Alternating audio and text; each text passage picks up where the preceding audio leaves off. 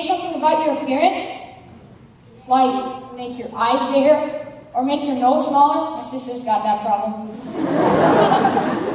Well, I'm certainly sure you might be surprised, but I wouldn't mind growing several few inches. Today I'm going to tell you the story about an ugly duckling who felt the same way. Good morning, honorable judges, Mr. Longuet, Mrs. Saha, and staff members, and fellow students. Today I'm going to tell you the story of the ugly duckling. Once upon a time, at the edge of a pond, a mother duck was waiting patiently for her little eggs to hatch. Then, quack, quack, quack, cried the mother. Look at the big world around you. Whoa, they all said.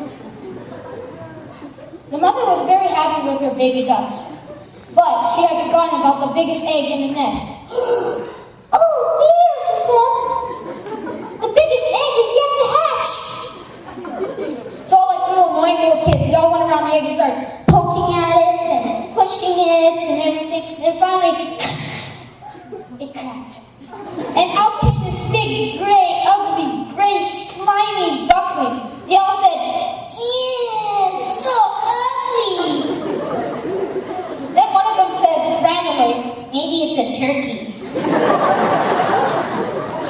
The next day, the mother duck took her little ducklings for their first swim at the pond. All the way there, they annoyed him, they pushed him, they teased him, and even when they got in the water, they made a big circle around all the fish and blocked him out of the circle so he couldn't eat any fish. He was so unhappy that he decided to run away. Like we all know, the weather gets cold at one point. So the weather grew colder, the lake turned to ice, and the poor duckling was cold and hungry, and he didn't know what to do. So he decided to just lay in the middle of the ice and wait for someone to pick him up. "Well, ho, look what I've got," said a big farmer who found him. He brought him home into his warm, nice farm, and he said, "Hey, Mary, look what I got." Mary, the farmer's wife, wanted to kill the little duckling and make a scrumptious roast for their little children. But the farmer had a nice warm heart and let him go. Now, he decided to go sleep in the shrubs for the rest of the winter. And when he woke up, he heard the sweet of the spring birds. That's when he discovered he had changed. He wobbled over and saw his reflection in the pond that was now cool flowing water.